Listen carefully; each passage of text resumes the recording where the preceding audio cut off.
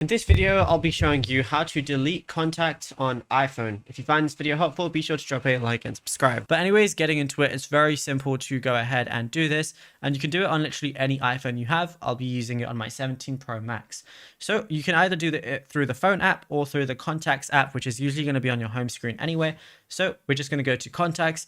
Now this works exactly the same whether you're on trying to delete a duplicate contact or a blocked contact as well. So all you want to do is go ahead and find the contact you want to do this with and then click on it.